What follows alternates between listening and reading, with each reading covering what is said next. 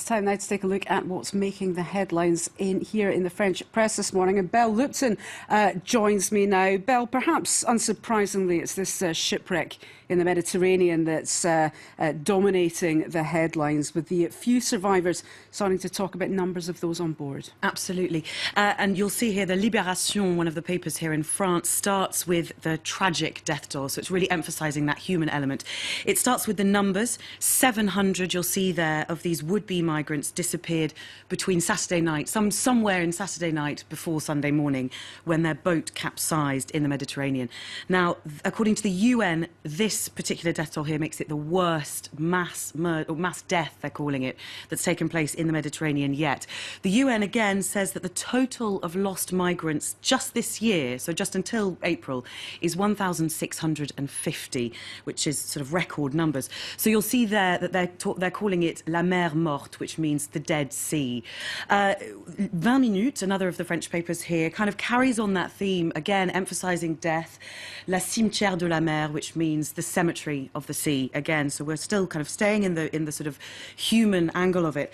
And this is also a reminder to those of the fate, essentially, that awaits those people who try and make that journey across from North Africa to Europe as they flee violence in the Middle East and again in Africa. Now, according to Libération, again, in one of their editorials, Europe needs to be more of a protector, it says, than a fortress. And it calls Europe paralysed by austerity politics and populist parties. So the paper denounces what it calls the lethargy of European governments, and it says that the European governments need to face up to the fact that, along with the US, it was actually them who were responsible for initiating those wars, or a lot of those wars, in the Middle East. Yeah, but of course, let's remember, it's not just this shipwreck that happens over the weekends. We've seen migrant ships capsize over the past few weeks, essentially. Absolutely. So just last weekend, we had 400 migrants, again, disappeared in the Mediterranean. The final death toll isn't yet known. It's assumed that they are all dead. Catholic paper La Croix here in France talks about a drama without end, emphasising again the fact that this is just one in a number of these kind of incidents. Europe is taking too long to respond, it says. La Croix can't believe that one of the biggest economic powers in the world, it's talking about Europe here, can't be bothered to deal with a humanitarian crisis. So this is also in reference to the EU's current Triton programme or operation, which is set to deal with the number of migrants coming over.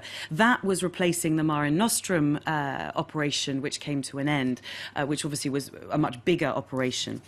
La Croix asks the EU, or rather invites the EU, to join forces with Arab members of the UN in order to stop the chaos in Libya, because that's where 90% of the migrants are currently coming from.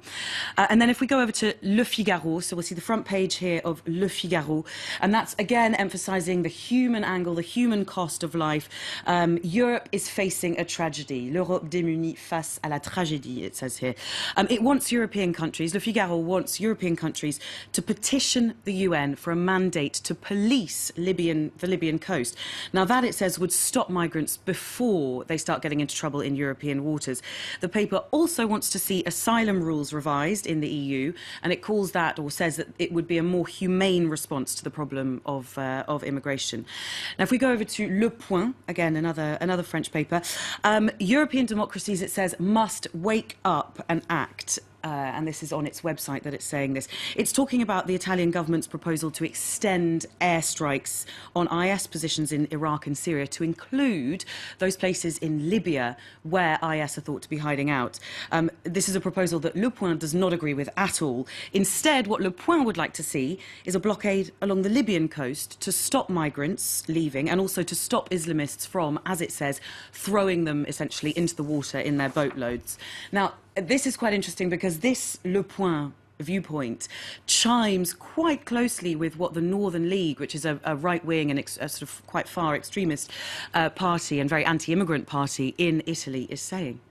Yeah, we'll see lots more proposals coming out over the coming few days. Let's move a bit closer to home now. The French President's TV address yesterday, he repeated that promise to lower unemployment between now and the end of his presidency. Tell us more. Yes, absolutely.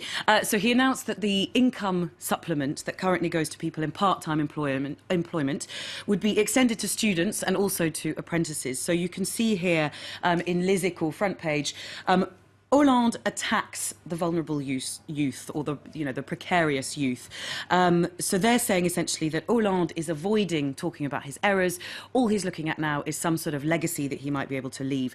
But Les Echos continues on their second page saying that Hollande still in his presidency has not established any kind of identity.